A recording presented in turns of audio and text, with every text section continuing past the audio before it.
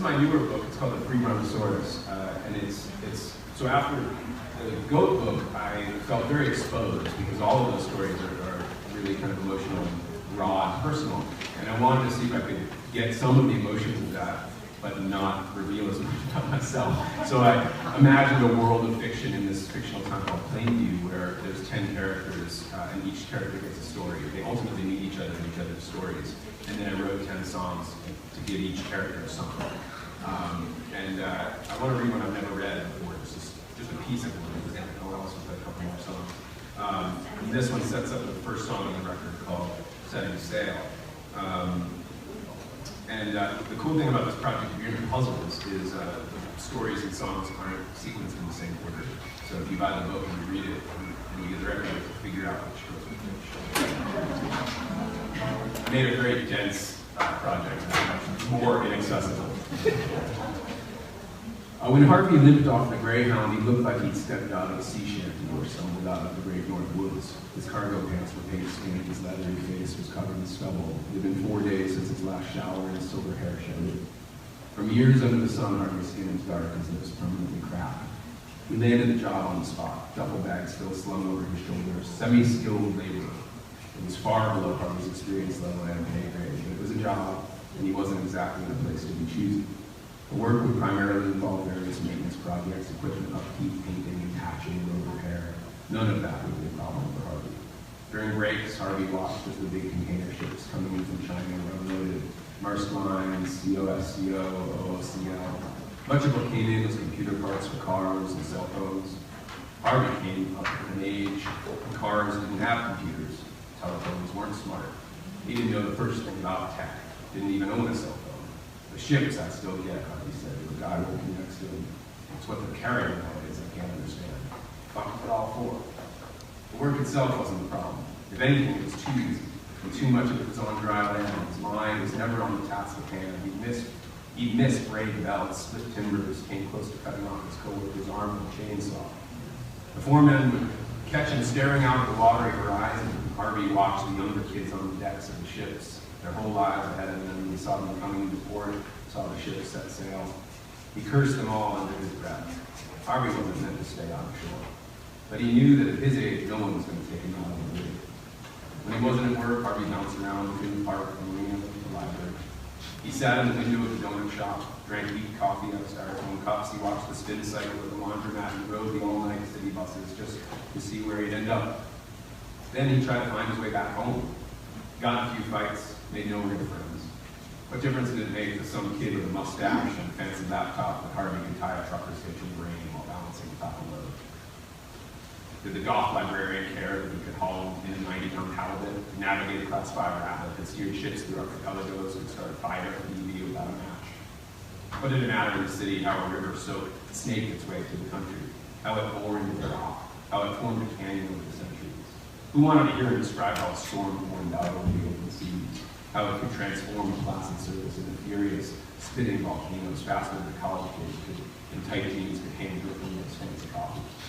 Pretty soon, Harvey was looking heavily again. First, it was just at a bar down by the water, but before long, he was tucking a Coke bottle over in his coat pocket on the way to work, and he pulled from it 100 years in his bathtub whenever he had a chance. It was only a matter of time before the boss smelled him and was clothes in his breath. Harvey knew the foreman didn't like him, but when the guy noticed the bruise line was crossed, he sent Harvey home and told him not to come back until he was sober.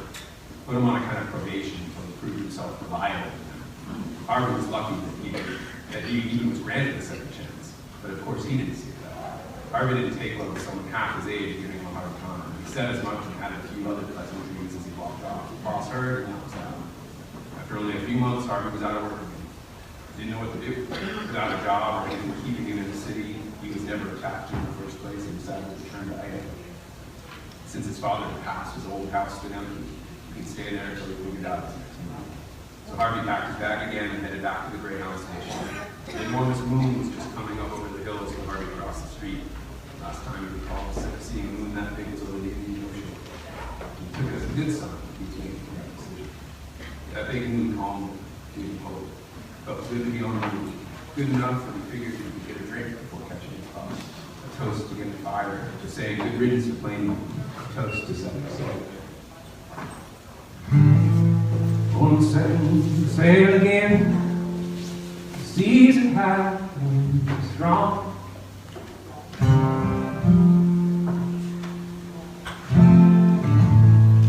Don't know how long I will be gone, or if I will be back again.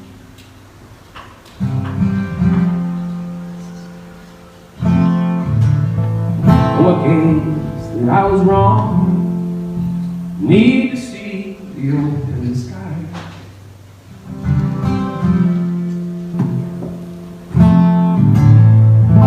It's not like I didn't try, but I know when it don't feel right, and it don't feel right. My heart's calm tonight, and the moon is burning bright. Yeah, my heart is calm. Tell me, what is there left to lose, and what is it we're chasing here?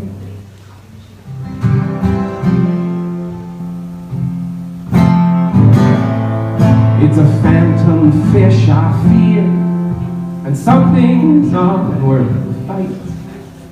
I'm worth the fight. My heart is calm tonight, and the moon is burning bright. Yeah, my heart is calm tonight, and the moon is burning bright. There is a river running through my bones, straight toward the open sea. I wasn't meant to live on either shore. That's not the place for me. So I'm setting sail again. The seas are high, the wind is strong.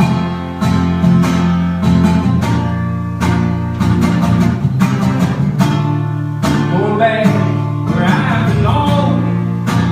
Nothing's fixed or tight, tight, tight, tight. My heart is calm tonight, and the